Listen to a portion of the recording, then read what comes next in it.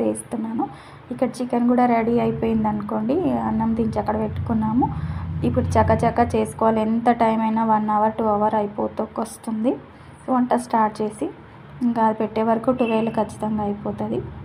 ఇంక ఇక్కడ మురుకులు అయితే ఒక ఆయి వేసాను. ఇక్కడ బజ్జీలు అయితే వేస్తున్నాయి. ఇటు సైడ్ గుడ్లు 2 ఉడకబెట్టాను. ఇవన్నీ మేము ఎడల పైన పెడతామండి. అది వడ్డించేది కూడా మీరు చూసేద్దరు.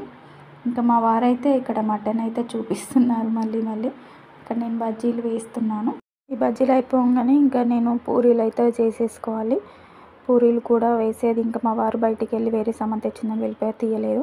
ఇంక ఇక్కడ మా అత్తమ్మ మామయ్యకి అన్ని అలంకరణ అయితే చేస్తున్నామండి. అయితే ఫోటోలు శుభ్రం చేసి ఇక్కడ పెట్టేసి పోయారు. ఇంకా నేను వంటలు తీసుకొచ్చి ఇక్కడ కూర్చొని పూల దండేసి పూలన్నీ పెట్టేసి ఇంకా పండ్లు ఫలాలు అన్నీ అలంకరించేసి ఫోటోల ముంగలైతే నీట్గా సర్దుకున్న తర్వాత మొత్తం వడ్డిస్తామన్నమాట ప్లేట్. మా పాప కూడా నాకు హెల్ప్ చేస్తుంది. పూలు తీసి ఇచ్చడం, ఇవన్నీ చేయడం, పీకడం ఇవ్వడంగా చేసేస్తుంది.